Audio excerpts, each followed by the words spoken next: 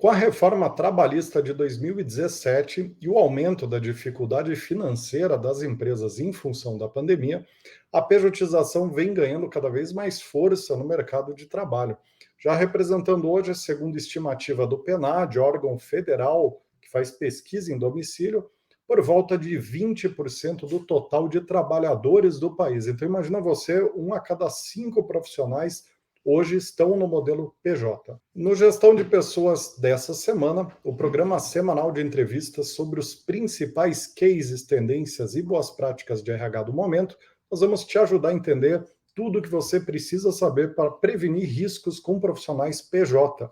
E a nossa convidada mais do que especial para isso é a doutora Maíra Fonseca, advogada trabalhista, doutora em Direito do Trabalho pela USP.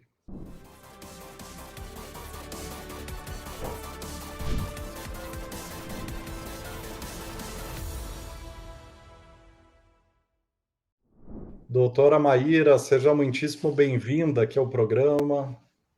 Olá, Rodrigo. É uma alegria estar aqui no programa Gestão de Pessoas da The For Sales Company. Estou à disposição para a gente falar desse tema que, como os números que você trouxe provam, é de fato muito relevante. Maravilha, doutora. Nossa, estou super curioso aqui para a gente ter essa conversa, porque é um tema bastante recorrente para nós como recrutadores, né? E apesar da gente dominar o aparato contábil da questão PJ, né, a diferença em termos de pretensão salarial entre o CLT, o PJ e as nuances mais práticas de administração, essa parte trabalhista, ainda mais com a reforma ali, né, que eu mencionei, ela é um mistério, tanto para nós quanto para a maioria dos RHs. Então, é um tema que eu tenho certeza que vai ajudar muita gente. Bom, antes da gente entrar no assunto do episódio, eu tenho um convite super especial para fazer para quem acompanha o programa. No dia 15 de junho de 2023, vai acontecer a edição anual do recrutamento de alta performance. Uma das melhores oportunidades do ano para quem quer melhorar a efetividade do recrutamento e seleção. Então, vou deixar um link aqui, vou pedir para o pessoal deixar um link na descrição do episódio. Para quem quiser se inscrever no evento, está com o material disponível, né? Ele é 100% gratuito e online, acontece uma vez por ano, né? Onde a gente faz esse update geral e, modéstia à parte, considero o evento imperdível. Acho que é muito esclarecedor. Muito bem, doutora. Agora entrando, sim, no tema em questão, né? Para começar, quais os riscos que uma empresa corre ao contratar no modelo PJ? Bom, Rodrigo, a gente tem primeiro que fazer uma diferenciação bem essencial, que é entre aquela contratação tradicional entre empresas. Então, quando a gente está contratando um fornecedor, quando a gente está contratando qualquer serviço que vai ser prestado por outra empresa, é uma contratação de PJ. Aquela que nos preocupa no âmbito trabalhista é a contratação de uma pessoa física com a roupagem formal de pessoa jurídica. Então, uma coisa é a contratação entre empresas tradicional, outra coisa é essa contratação de profissionais, como você de fato bem disse na abertura, com a roupagem de pessoa jurídica. O risco é de que no âmbito trabalhista, ou seja, na Justiça do Trabalho, havendo uma eventual ação trabalhista, declare-se nulo esse contrato firmado com essa pessoa, ou com essa pessoa jurídica, né?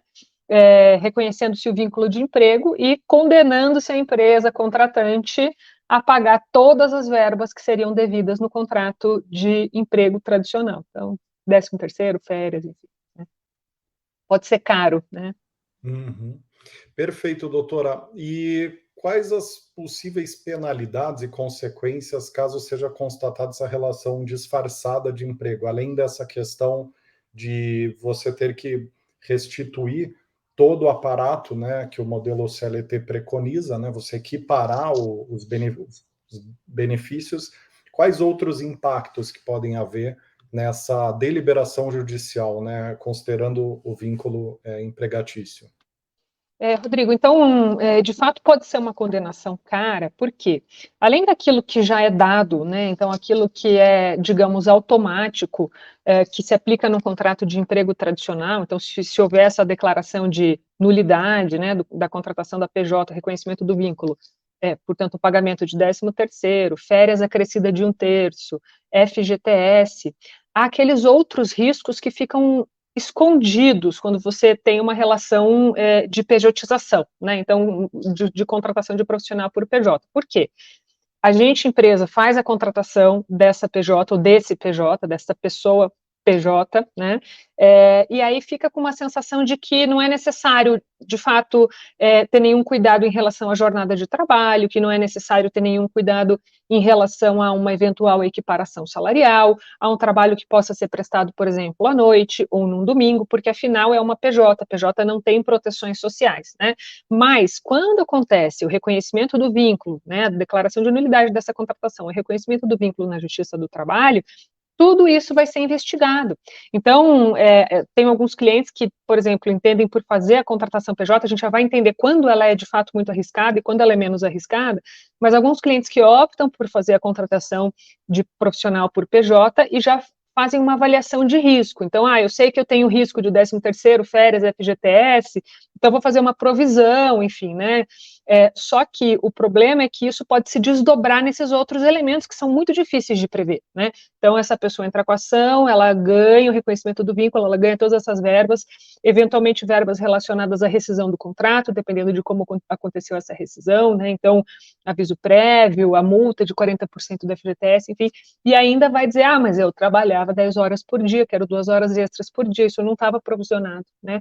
Trabalhava à noite, tem adicional noturno, então, tem os riscos evidentes e tem os desdobramentos um pouco mais ocultos, né, que vem de como a gente gere, né, a relação com esses profissionais PJs enquanto está acontecendo a prestação do serviço. E, além disso, claro, se houver uma fiscalização, né, dos auditores fiscais do trabalho, então, uma fiscalização administrativa, pode ter multa administrativa também.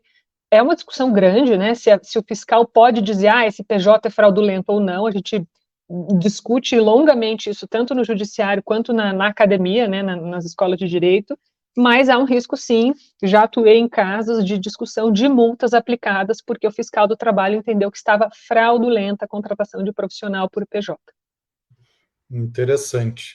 Então, quer dizer, são os riscos contábeis mais óbvios ali da relação trabalhista, são os riscos financeiros, estou chamando aqui de risco porque eu estou olhando sob a ótica do RH, né? Mas naturalmente o contraditório ali tem outra pessoa que, em muitos dos casos, é um direito legítimo, né? Mas então, esses riscos, né, do padrão ali de atuação, e também há esses adicionais que podem ser incluídos ali, que muitas vezes estão fora do radar, além dessa possível multa feita pelos órgãos administrativos, né? E, doutor, agora, do ponto de vista de quantificação desses valores, você deu a entender que não dá para fazer uma conta muito precisa, mas daria para fazer uma estimativa de valores para fazer esse eventual provisionamento, né? E se sim, como mais ou menos fazer essa conta para a gente orientar as pessoas que estão acompanhando aqui? A recomendação é que o provisionamento, essa estimativa de risco, leve em conta o valor bruto pago a esse profissional PJ, porque a tendência da Justiça do Trabalho, se houver o reconhecimento do vínculo, é de considerar que esse valor bruto seria o salário, né? Então, você vai discutir, não, mas tinha um custeio de equipamentos que era feito pelo PJ, ou tinha encargos fiscais, não importa, a Justiça do Trabalho vai sempre fazer uma interpretação mais favorável ao trabalhador, então a tendência é de considerar o valor bruto como a base de cálculo salarial, né? E aí fazer essas projeções pelo tempo. Então, no começo é difícil você saber quanto tempo essa pessoa vai te prestar serviços, mas se você quer ser muito cauteloso, imagine já 5 anos, que é o período prescricional, né, de direitos trabalhistas, então faça uma projeção de 5 anos de férias, mais 1/3, né, o terço constitucional, de 13º, e do FGTS, no mínimo, né? Então, pense aí no FGTS, pelo menos a base de 8% por mês, né? Esse é o mínimo para o provisionamento. E ainda considerando isso, que você pode ter desdobramentos maiores, vai depender de como aconteceu a terminação do contrato, de como era a rotina de trabalho dessa pessoa, mas o mínimo para provisão vai por aí, né? E essa provisão seria na ordem do quê? Uns 40%, 60% desse bruto pagava? Aí eu vejo variações de entendimentos por posicionamentos contábeis, então depende do apetite de risco da empresa, né? No meu caso aqui, dos meus clientes.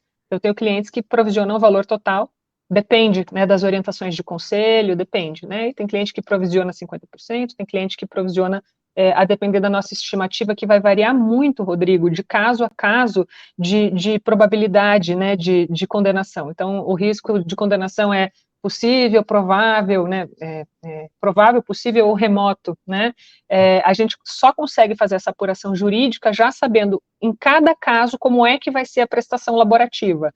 Então é um profissional PJ que vai trabalhar todo dia, dentro da empresa, ele vai ter e-mail da empresa, ele vai ter que usar um crachá da empresa para poder acessar as instalações, eu vou considerar que eu tenho um risco provável de condenação. Ou é um profissional que não vai trabalhar todo dia, ele não precisa nem entrar na empresa contratante, ele usa o próprio e-mail, tem um risco possível de condenação. Então vai depender de estratégia contábil da empresa. Não passa tanto pelo nosso cabedal jurídico, né? A gente passa aí parâmetros e aí a contabilidade, junto com a alta gestão, vai dizer, nosso apetite para risco aqui está em tal proporção e faz a provisão. Interessante, doutora. E ainda nessa questão do provisionamento, só para, no final do dia, a ideia daqui do programa é a gente municiar os ouvintes com todo o aparato necessário para conduzir, né, o assunto. E então, acho que uma curiosidade que eu estou agora é quem que seria o melhor prestador de serviço para fazer essa assessoria para o provisionamento? Seria, por exemplo, o escritório da advocacia ou o contador? Eu acho que a gente tem que pensar aí em união de forças, né? O que eu vejo também bastante na prática, Rodrigo, com todo o devido respeito, até estava te contando antes da gente entrar ao vivo que o meu marido, amado marido, é advogado e contador, e ele diz que tem muito mais orgulho da profissão de contador dele. Ele fala, sou um contador muito orgulhoso, a contabilidade me abriu muitas portas e tal. Mas eu, como advogada trabalhista, sempre digo, contadores, cuidado para não assumirem riscos que são de cunho jurídico trabalhista. Então, eu vejo também muito entre os meus clientes a coisa dar errado, então já virou ação trabalhista, a gente estava seguindo a orientação do contador que disse que eu podia considerar segura essa contratação ou não. Calma, né? Cada um no seu quadrado aqui. Eu sempre que faço uma análise dessa, eu como advogada, né? Eu vou verificar as condições fáticas de trabalho e o que a Justiça do Trabalho considera arriscado ou não aí. E eu sempre vou recomendar que, para entender, de fato, detalhes de valores, eu vou passar parâmetros gerais, né, para essa apuração. Mas para fazer um cálculo minucioso, se o desejo da empresa é ir a fundo assim, e para entender como organizar isso no orçamento da empresa, eu sempre vou orientar que aí sim venha o profissional da contabilidade. Então, eu acho que é uma união de forças. Algumas empresas vão ter esse departamento de contabilidade dentro, ou até uma parte do RH que é dedicada à folha e cálculo, né? Algumas empresas vão ter o jurídico interno, outras não, outras vão contar com um serviço terceirizado, mas eu sempre vou orientar, vamos recrutar aqui o pessoal do jurídico e o pessoal da contabilidade para dar esse suporte para o RH nesse tipo de situação. Muito interessante. Eu acho que nesse racional o jurídico entra com essa estimativa de risco individual e também com essa questão estatística, né? Porque você vai ter o contingente, eventualmente, total de PJs, e aí você tem uma probabilidade de uma possível ação dentro do número hipotético, né? Vamos lá, de 100, 1, 2, 5.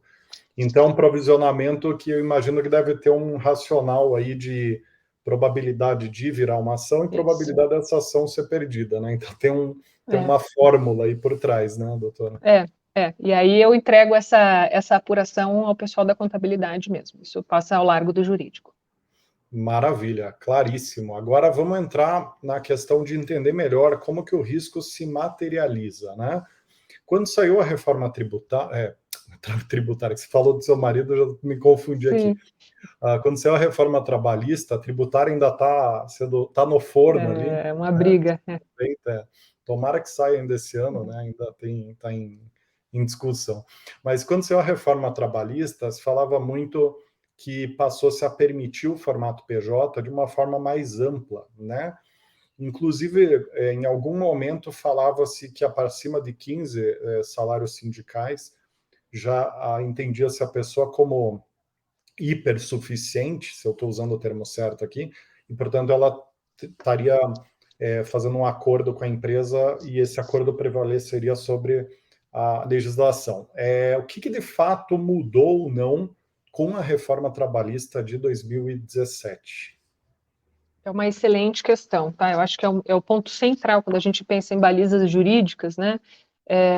Para algo que vai determinar modelos de trabalho mesmo, mais ou menos seguros, né? Então, a reforma trabalhista, de fato, fez uma alteração muito importante na lei, que é a Lei 6.019, que é a lei que regulamenta o trabalho temporário, o antigo trabalho temporário que a gente já conhece há muitos anos, é uma lei de 74, né? Então, muito antiga.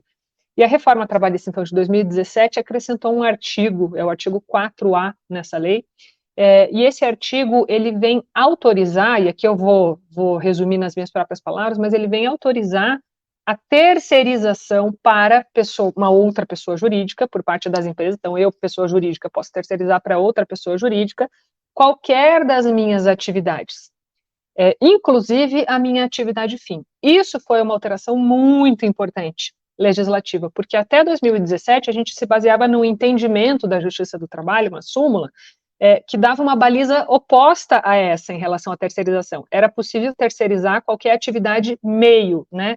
Então era muito comum a gente ter terceirização de serviços de manutenção, conservação e limpeza, de segurança, né? Então, sou um escritório de advocacia, eu posso terceirizar segurança, é uma atividade meio, não é atividade fim do escritório de advocacia, que é o serviço jurídico. Então, a partir de 2017, fica por lei autorizada a terceirização, inclusive, da atividade fim. Então, se eu sou escritório de advocacia, em tese, eu posso terceirizar, sim, o trabalho jurídico, posso ter advogados terceirizados, pelo texto da lei. Só que o que acontece, Rodrigo? Daí, lá em 2017, eu brinco que muitos clientes procuravam a gente dizendo assim, doutora Maíra, eu vi no Fantástico que agora eu posso transformar todos os meus empregados em PJ. Eu tenho certeza que o RH ficou de cabelo em pé também nessa época ali de 2017, porque os empresários, né, queriam implementar, né, tudo aquilo que parecia muito promissor, né, da reforma trabalhista, no sentido de gerar economias e tal. Só que daí o RH vem conversar com o jurídico, daí, doutora, como é que é isso? Pode ou não pode, né? E a gente teve uma fase muito ingrata, porque a gente tinha que dizer muito não para os nossos clientes, né? Então era assim, gente, calma, não é bem assim. E aí fica o RH nesse meio aí dessa corda, né? Então, falando para a alta gestão da empresa que, olha, peraí, não dá para fazer isso, o jurídico não me deixa, doutora, me deixe fazer isso, porque eu preciso. Enfim, mas de fato o que vem é isso. Então, a reforma altera essa lei 6.019, acrescenta esse artigo 4A, só que o texto da CLT, ele continua tendo previsões muito antigas, para você ter noção que estão lá no começo do texto da CLT, que são os artigos 2º e 3º da CLT, que vão dar sempre a baliza para a gente de quem que eu posso contratar como não empregado e quem vai ser empregado, né? Então, esses artigos 2º e 3º da CLT, eles vão dizer, vai ser empregado aquele que, na prática, trabalhar para a empresa com pessoalidade, com subordinação, com onerosidade e não eventualidade. A gente já vai falar um pouco mais desses elementos aí. E isso vai se aplicar, inclusive, para eventuais trabalhadores terceirizados. Isso vai se aplicar, inclusive, para pejotizados. E aqui eu quero dizer também, para fechar esse raciocínio, né? Com essa alteração que veio da reforma trabalhista, muito se falou, então, sobre essa pejotização liberada, né, de eu poder transformar todo mundo em PJ. Mas a lei é muito clara, ela está falando da terceirização de serviços. A terceirização não se confunde com a pejotização. É sempre importante a gente lembrar que a terceirização, ela tem três, ela de fato fala de uma angulação, de uma terceirização do serviço. Então, eu tenho aqui a empresa tomadora do serviço, que vai se beneficiar do serviço, e eu tenho aqui o empregado que vai prestar esse serviço. E esse empregado é contratado por essa intermediadora do serviço que está aqui em cima, né? Então, eu tenho a empresa tomadora, a intermediadora e o empregado, que trabalha para essa, mas ele é empregado dessa aqui de cima. Eu tenho três. A terceirização, ela ficou autorizada, de fato, para qualquer negócio, desde que esse empregado não trabalhe com subordinação e pessoalidade para o tomador. E ainda assim, a pejotização, então isso de contratar um profissional como PJ, ele me diz mais daquelas situações na prática, de eu ter, de fato, uma pessoa física que emite nota fiscal todo mês. Então, eu não chego nem a ter empregados dessa pessoa física que me prestam serviço, é o próprio sócio, né, constituinte da pessoa física que me presta serviço, então não é terceirização. Então, cuidado, né? E aí, você mencionou a questão dos hipersuficientes, também foi uma grande alteração da reforma trabalhista, mas ela está falando de empregados para a gente também, né? Então, o formato de contratação é o empregatício. O hipersuficiente é aquele empregado que tem curso superior, que recebe como salário mais do que 2 vezes o teto de benefícios da Previdência Social. Então, ele recebe 2 vezes o teto da Previdência. Hoje deve estar dando uns quase 14 mil reais aí, né? Todo ano esse valor é atualizado. E aí ele pode negociar livremente as suas condições de trabalho, mas na condição de empregado. Então, isso também não suplanta o risco da pejotização, né? Então, é um empregado que eu posso negociar, por exemplo, um modelo de compensação de jornada atípico, eu posso negociar um modelo de férias atípico, enfim, eu tenho liberdade para negociar, né? Mas é empregado. Então, a gente tem que tomar cuidado, porque a reforma trabalhista amplia a terceirização em relação à pejotização, continuam valendo os mesmos critérios de sempre relacionados à prática do dia a dia, a prática da relação que se trava. Como é que é o dia a dia? Tem os elementos da relação de emprego ou não, né? Interessantíssimo. Pelo visto, eu já tinha entendido errado, né? Porque eu tinha entendido 15 salários sindicais, e aqui é 2 vezes o piso do INSS, né? Da O Previdência. teto do INSS. Então, 2 o vezes o teto. 15 que você está, provavelmente é de mais ou menos 15 mil, né? Porque é isso. Então, É isso. deve ser isso, porque é mais ou menos uns 15 mil de salário, né? Agora, me falha quanto está o número exato, todo ano ele muda, porque o teto da Previdência muda. Então, qual que é o valor máximo de benefício que eu posso receber da Previdência? 6 mil, né? E tanto, 7 mil, quase 7 mil e pouco. Então, Entendi. dá mais ou menos 15 mil de salário. Mas aí nesse tema em específico, uma vez que a legislação permite, né, você pactuar entre partes para pessoas hipersuficientes, né, que é acima desse parâmetro que você destacou, é, não seria, uma vez que fosse contratado o PJ, não estaria sendo pactuado um contrato, não seria dizer a mesma coisa, quer dizer, a pessoa é hipersuficiente para ter pactuado um contrato no qual ela abriu mão do FGTS, do seguro-desemprego, não daria para entender dessa forma, porque para mim me parece a mesma lógica, né? Como um leigo no assunto, né? Para mim me parece a mesma lógica, porque se a pessoa ela consegue negociar, ela tá aberta a negociar férias, compensações variadas, por que não negociar o FGTS e os demais direitos de trabalhistas de um CLT, né? Uhum, perfeita questão. O raciocínio é assim, então a CLT ela vai se aplicar só a quem é empregado, né? Ela é a consolidação das leis trabalhistas relativa à relação de emprego, né? Então aquela relação tradicional seletista, tenho carteira assinada, né? E essa figura do hipersuficiente é uma figura prevista na CLT, então ela é uma figura seletista. Então é uma figura que se aplica ao empregado seletista, considerado como alguém que tem maiores condições de barganha em relação às suas condições de trabalho com o empregador, justamente porque ganha mais, aí pressupõe que tem também mais conhecimento técnico, enfim, pode negociar suas condições de trabalho. Só que essas condições, Rodrigo, são apenas algumas que estão listadas num outro artigo da CLT, que é o 611-A, que é um artigo novo também, que vai falar do que a negociação coletiva pode tratar. Então, a negociação coletiva pode tratar de jornada, pode tratar de questões relacionadas ao meio ambiente do trabalho, enfim, né? Remuneração e tal. E aí, o hipersuficiente, ele também tem autonomia para lidar com para negociar esses mesmos direitos ali do 611A. Então, não é uma lista aberta, é uma lista fechada. Então, é um rol taxativo, né, de liberdades, é um rol limitado de liberdades, né? Então, não está previsto ali que existe a possibilidade de negociar a natureza do vínculo, né? Então, isso não se negocia. Então, eu posso ter um empregado hipersuficiente, essa natureza do vínculo é inegociável, e aí ele pode negociar aquilo que está no 611A. Então, o PJ ele não tem essa prerrogativa, ele não se beneficia, né, desse direito que é previsto na CLT para os seletistas. Maravilha. Agora, entrando exatamente nessa questão dos critérios jurídicos utilizados pela Justiça do Trabalho para configurar a relação, detalhe um pouco melhor quais são esses pilares de sustentação e de que forma eles são avaliados. Quer dizer, todos precisam estar presentes, ou alguns, ou a maioria. Disserte um pouquinho mais sobre questão da confirmação do vínculo na parte mais prática jurídica, né?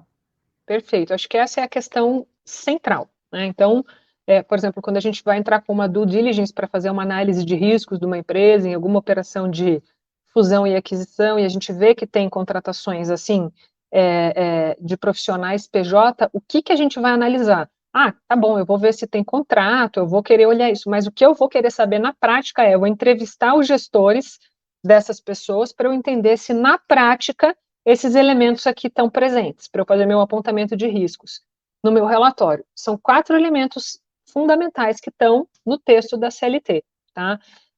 Pessoalidade, onerosidade, habitualidade e subordinação.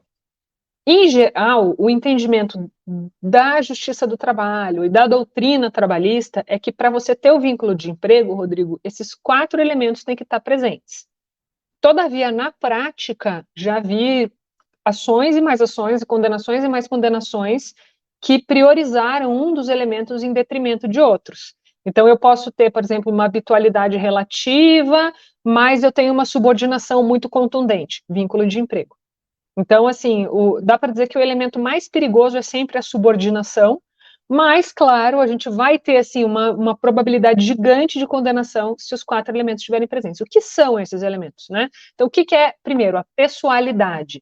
Então, a pessoalidade, ela vai me dizer de um serviço que é prestado por uma pessoa específica, que não pode ser substituída ao Léo. Então, eu contrato a Maíra como PJ para ser a minha advogada trabalhista da empresa, tá? Só que só pode ser a doutora Maíra a me atender. Não pode a doutora Maíra mandar alguém do escritório dela para resolver o problema, não pode a Maíra mandar um outro colega para fazer audiência, eu vou discutir com ela, eu vou apená-la, posso adverti-la, doutora Maíra, poxa, é você, né, a nossa contratada aqui. Talvez até esse exemplo da advocacia ele entre numa zona um pouco mais cinzenta, porque normalmente a gente tem um elemento de pessoalidade nesse vínculo que é de muita confiança. Mas pense assim, num prestador de serviço de TI, que faz manutenção dos computadores, né? Você contrata ele pagando por nota fiscal. Então, é um profissional pejotizado. É o José, tá? E o José, certo dia, não pode ir, ele não pode atender as questões. Ele manda o sobrinho dele. Não pode nem entrar na empresa, só o José que tem habilitação para entrar. Isso é pessoalidade, tá? A gente não vai ter pessoalidade quando, de fato, você contrata para fazer a tua manutenção de TI, a empresa, vou inventar um nome aqui, não sei nem se existe, mas eu vou inventar aqui, Tech Company, right? Né? TI Company, enfim. E essa empresa um dia vai mandar o José, um dia vai mandar a Maria, o que importa é que ela vai te entregar um serviço de manutenção do teu computador, não importa quem seja. Aí, de fato, é a PJ que está te prestando serviço, não importa a pessoa física que vem, né? Quando você tem restrições em relação à pessoa, que tem que ser o José, tem que ser a Maria ou tem que ser a Maíra, você tem o elemento da pessoalidade. Então, a gente vai aferir isso na prática, quando essa coisa já está judicializada, na audiência, com testemunha, né? Ah, mas ele podia mandar o sobrinho? Ah, mas isso já aconteceu? E se ele não pudesse, como é que era a substituição disso, né? Então, podia ou não podia? Veja, como é um contorno bem subjetivo, né?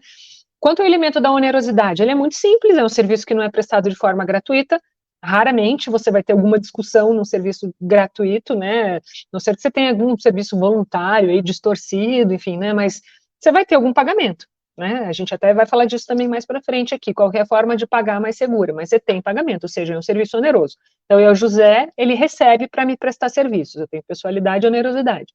O terceiro elemento da habitualidade é muito importante, com que frequência esse serviço me é prestado? Com que frequência esse José vem aqui na minha empresa? Né? Com que frequência ele está aqui? Ah, qual que é o parâmetro objetivo da habitualidade? Não existe. Ele é sempre aferido na prática. Então, depende, você vai ter uma pessoa que vai 2 vezes por semana na tua empresa e passa o dia inteiro lá por 10 anos, tá bem habitual isso, né?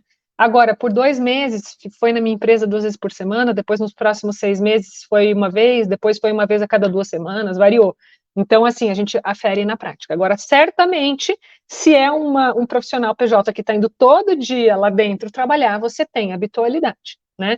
E o último elemento, que é o mais importante, é a subordinação. A subordinação vai me dizer se essa pessoa ela vai ter liberdade para definir a sua metodologia de trabalho, para definir a estrutura do serviço prestado. Então, na prática, estou falando do quê? Tem liberdade para definir os horários de trabalho, né?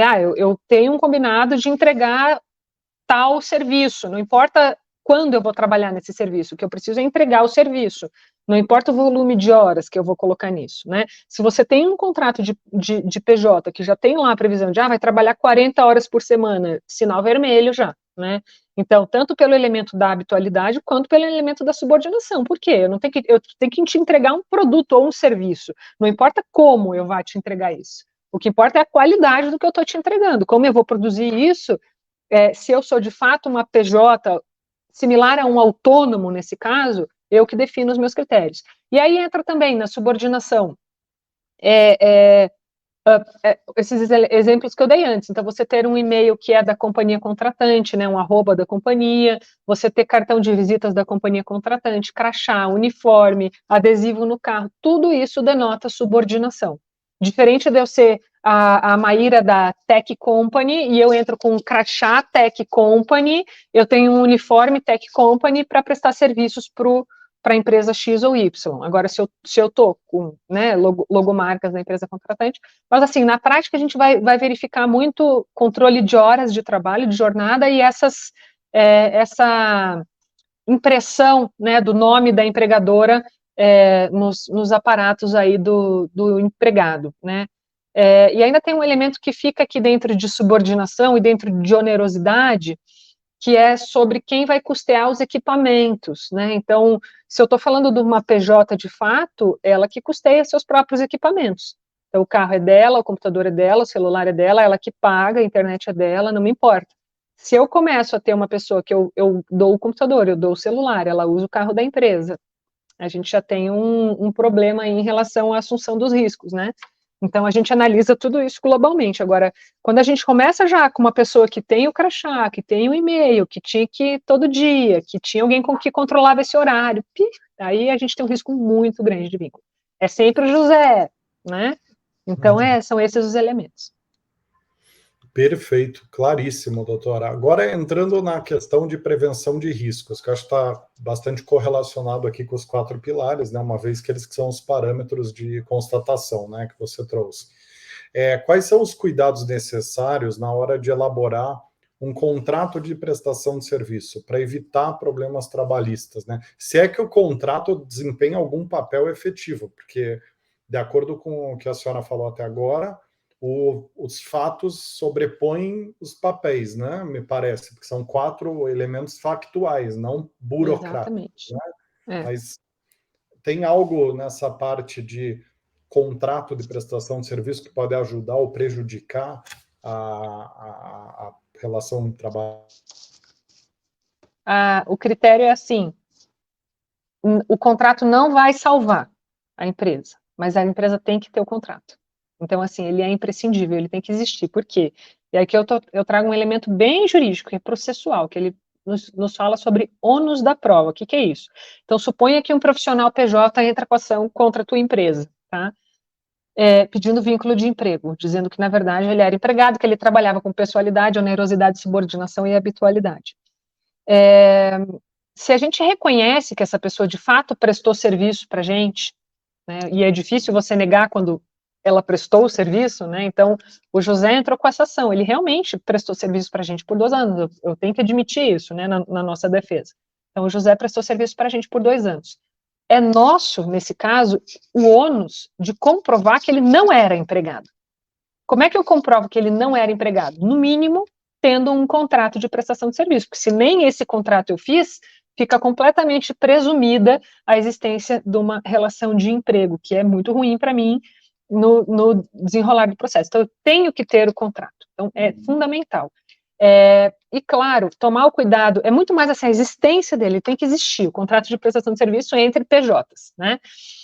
E tomar o cuidado de não colocar neste próprio contrato cláusulas que denotem a existência desses elementos da relação de emprego. O exemplo que eu te dei agora, tem lá, é muito comum isso, uma cláusula no contrato, no próprio contrato de prestação de serviço, de que a pessoa vai trabalhar 40 horas por semana. A gente até consegue, às vezes, desviar disso, dizer não importava o horário, o que importava é que a entrega tinha que ser equivalente a 40 horas, mas assim, fica muito mais difícil, né?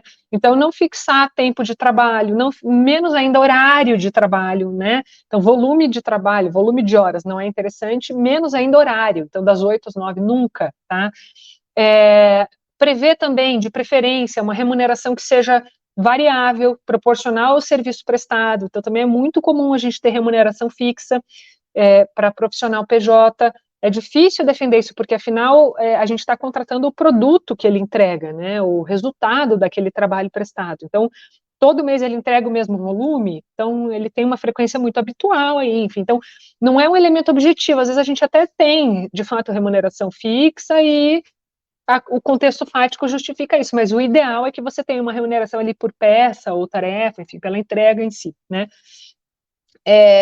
E aí observar, é isso, é ter um contrato básico, até às vezes assim, não, mas aqui eu tenho um modelo de 10 laudas, muito completo, peraí, o que tem tanto aí?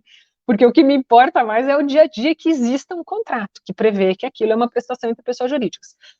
Então vamos ser objetivo aqui, né, um contrato lean, um contrato enxuto, assim. Aí também é muito comum, certamente você já viu muito essa cláusula, aquela cláusula que diz, fica expressamente acordado que a empresa contratante não assumirá quaisquer riscos trabalhistas, que esse contrato não é um contrato de emprego, jamais será considerado um contrato de emprego. Não adianta nada, isso tem zero efeito na Justiça do Trabalho quando a questão é judicializada. Então, o que precisa é ter um contrato bem feito, enxuto, que preveja que é uma prestação de serviço entre pessoas jurídicas, que não coloque ali nenhuma cláusula que denote os elementos da relação de emprego e que, na prática, esses elementos não estejam presentes. E claro que o pagamento se faça mediante emissão de nota fiscal, né? Agora, doutora, sob o ponto de vista do dia a dia, né? A gente falou aqui do contrato, né? Dessa questão das linhas gerais que precisam ser observadas e na aterrissagem do dia a dia. Quais são as melhores práticas para você, quando de fato for uma relação que não seja de emprego, porque eu acho que se a relação é de emprego, tem mais é que configurá-la, né, e pagá-la, né? Agora, quais são os cuidados para aquelas pessoas que não querem traçar uma linha mais clara entre terceirizado, prestando serviço, e um pseudo CLT, né? Como conduzir o dia a dia para traçar essa linha de uma forma mais firme? Idealmente, Rodrigo, que esses profissionais PJ não estejam dentro da estrutura física da empresa, né? Então, que trabalhem nas suas próprias instalações. Essa presença física dentro da empresa contratante, ela é um prato cheio, tanto para habitualidade quanto para pessoalidade, né? A onerosidade ela já é posta, ela sempre vai existir, e também para subordinação, porque se é uma pessoa que trabalha dentro da empresa tomadora, a não ser, claro, que seja uma coisa manual, que tem que ser instalada ali na hora, enfim, né? Mas a tendência é que se a pessoa está ali dentro sempre, aquele supervisor responsável por aquele serviço, ele vai vir falar com essa pessoa, ele vai começar a corrigir o trabalho dessa pessoa, ele vai começar a dar parâmetros de operação para essa pessoa que vão tolher qualquer autonomia, ou que vão gerar restrições perigosas à autonomia no modelo de desenvolvimento do trabalho por parte desse profissional. Então, o ideal é que ele esteja no seu próprio escritório ou na sua casa, trabalhando de forma remota, não importa, que ele não esteja dentro da empresa. Necessariamente que não haja nenhuma ingerência, né, sobre os momentos de trabalho, então que essa pessoa seja livre para entregar o serviço quando ela entender mais adequado, né.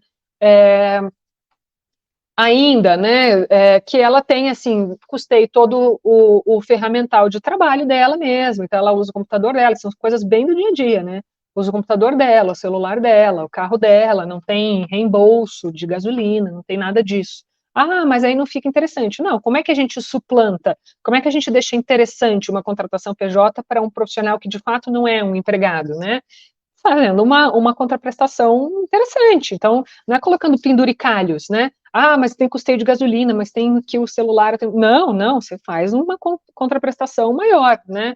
Então, por serviço que você me prestar, eu te pago mais, né? Mas sem ficar com essas amarras aí que elas acabam sendo ruins para a empresa. Para o uso de próprio e-mail, próprio cartão de visitas, né?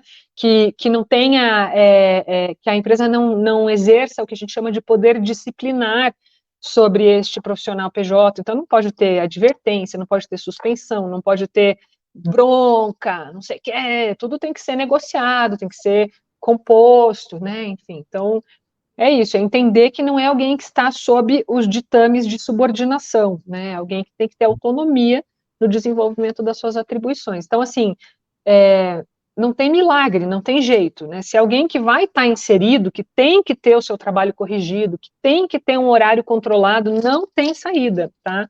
Então, já atuei em situações de empresas que tinham equipes inteiras de PJ, porque é uma prática de mercado, principalmente no setor de tecnologia mesmo, né? Então, são profissionais que têm remunerações mais altas, não querem ter a carteira assinada, querem ter essa relação um pouco mais de empreendedorismo, mas o fato é que estão trabalhando todo dia dentro da empresa tomadora, tem sim controle de horário, tem meta, tem gerência sobre o trabalho, situações assim do Ministério Público do Trabalho, em ação civil pública, mandar registrar todo mundo. Então é isso, tem que ser alguém que não está embaixo da nossa asa, é uma pessoa que colabora, ela contribui com o nossa atividade, mas ela não pode ser corrigida, não pode ser parametrizada. Perfeito, doutora. E sobre agora, tirando dúvidas bastante pontuais em relação a esse conjunto de pontos aqui que você trouxe, sob o ponto de vista de jornada de horas, tem o fato de configurar 4 horas por dia, 6 horas por dia ou 8 horas por dia, afeta de alguma forma a confirmação ou refutação do vínculo trabalhista? Quer dizer, se a pessoa trabalha 4 horas, é configurável, não é? Se é 6, se é 8? Comenta um pouquinho sobre isso. Veja, teoricamente, a gente, como não tem nenhuma ingerência sobre a jornada de trabalho desse profissional PJ, que tem autonomia, né, na gestão dos próprios tempos, não tenho nem como saber, não me interessa saber como empresa tomadora, isso em tese, tá, teoricamente, quanto tempo essa pessoa está trabalhando. Ah, ela quer tirar mais no mês, ela está querendo juntar dinheiro, sei lá, está construindo a casa, nossa, esse mês eu vou trabalhar muito, quero tirar mais grana e tal. Em tese, é isso, é uma escolha da pessoa, tá? Qual que é o problema? Então, é isso que a gente está num ambiente que é uma zona grise, né, uma zona cinzenta, em que os limites eles ficam um pouco esfumaceados, digamos assim, né? Ou esfumados. Então, de fato, se você vai ter um profissional PJ que está trabalhando algumas horas todo dia, mas quantas? 4, 6? Não importa, não temos esse parâmetro, tá? Isso não existe esse número, nem pela jurisprudência, nem pela lei, nem pela doutrina. Então, mas todo dia ele está trabalhando, o elemento da habitualidade ele vai se configurando aí. Entende? Então, um elemento da relação de emprego ele já está mais configurado. Então, se alguém que é tão necessário assim para o teu negócio, é difícil crer que o trabalho dessa pessoa de fato não está sob subordinação também, né? Porque se você precisa tomar tantas horas assim dessa pessoa, se ela tem essa relevância tão grande, o juiz do trabalho já vai levantar uma antena e vai falar: peraí, mas o que é que você fazia? Mas quem que era teu contato na empresa? Mas qual era o resultado? Você tinha meta? Não tinha? Então, assim, é isso. Eu não tenho, não me importa a rigor, né, o tanto que esse PJ está trabalhando. Eu não tenho controle sobre isso. Mas se ele estiver trabalhando demais, é ruim para mim, porque o elemento da habitualidade se configura. Por isso que é perigoso. A gente tem que sempre pisar com muito cuidado aí nos meandros dessa prestação de profissional PJ, prestação de serviço de profissional PJ. Eu não tenho limite. E o que é o fato? Eu não tenho nenhum limite mínimo nem máximo. Eu tenho indícios, né? Agora, o que é o fato? Se é uma pessoa que está é um profissional PJ, eu considero que é uma contratação relativamente segura, tá? Mas o fato é que essa pessoa trabalha 10 horas por dia todo dia, se isso virar uma ação trabalhista, se aquele juiz, é o jargão clássico, cada cabeça é uma sentença, aquele juiz entendeu que ali estão os elementos da relação de emprego, vai ser uma daquelas situações em que você vai ter também o ônus de ter que pagar 5 anos aí de 2 horas extras por dia, todo dia, com a base de cálculo sendo o valor bruto que você pagava na nota fiscal para essa pessoa, com reflexos em férias, 13º, FGTS. Então, assim, o ideal é que esse profissional PJ não trabalhe tanto assim. Se ele está trabalhando muito, a gente já tem um indício de subordinação estrutural e a gente já tem um risco de uma eventual condenação ser muito cara por conta do volume de horas extras, né? Então é isso. Desculpa, não tem um parâmetro objetivo, é isso, né? Não, ficou claro até porque acho que a minha pergunta veio baseada no fato de que hoje até onde me consta, 2 formatos de contratação, né? 6 horas e 8 horas, né? Segundo a legislação, para o permanente, não o temporário. E aí, considerando que é um vínculo trabalhista, eu imaginei que tivesse que ser enquadrável dentro desses parâmetros. Quer dizer, se a pessoa trabalha 4 horas, em tese ela estaria fora de um contorno jurídico para o enquadramento, mas não é o caso concreto. Ele pode configurar vínculo mesmo trabalhando 4 horas por dia. Pode. Daí a gente poderia ter, por exemplo, a figura do part-time job, né? Da jornada em tempo parcial, por exemplo. Né? Então, a gente tem tradicionalmente as jornadas de 6 e 8 horas mesmo, né? Que dão até os parâmetros dos divisores aí para a gente calcular horas extras, 180, 200, 220, né? Que vai virar 40 horas semanais ou 44 horas semanais, enfim, né? Mas a gente pode ter caminhos do meio, você pode ter uma tratativa de contratação de 7 horas, de 5 horas, de 4 horas, o que vai mudar é o tempo que essa pessoa tem direito de intervalo, né, o divisor para calcular a hora extra, mas a gente tem alternativas, então o número objetivo de horas ali por dia, ele não salva muito a gente, quanto mais risco, quanto menos risco, dá para ir por aí. Interessantíssimo, e é interessante que esse ponto que você mencionou não é tão óbvio, né? Desse acelerador de risco. Mas aí, com base naquele cálculo que você mencionou lá no começo, de fato, ele vira uma progressão aritmética, né? O tamanho da ação. Se a pessoa trabalha além das 8 horas, né? Faz bastante sentido. Doutora, para a gente finalizar a nossa entrevista aqui, eu queria te passar a palavra para você terminar o nosso programa de hoje dando algumas dicas finais aqui. Você foi, em vários momentos, dando pinceladas ali de boas práticas, né? Mas sempre, pelo menos quando eu dou esse tipo de entrevista, sempre no final fico pensando, puxa, posso falar mais isso, ou esqueci de falar aquilo. Então eu vou deixar você finalizar nosso programa aqui com uma dica geral ou específica que você acha que pode terminar de construir esse raciocínio aqui do episódio.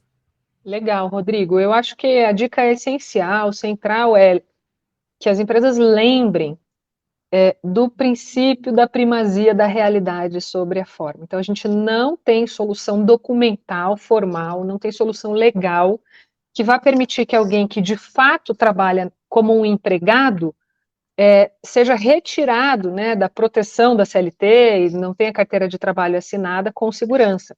Então, por que eu estou falando de fato? Porque é de acordo com as circunstâncias fáticas. Então, sempre considerem a primazia dos fatos. Então, na prática, se eu tenho uma pessoa trabalhando com pessoalidade, subordinação, onerosidade e não eventualidade ou habitualidade, dá na mesma, eu tenho na prática um empregado. Então, eu tenho um risco muito grande, provável, né, de que se essa pessoa entrar com uma ação trabalhista contra a empresa, isso se converta num contrato de emprego com pagamento de todas as verbas daí decorrentes, né, encargos trabalhistas, previdenciários, né.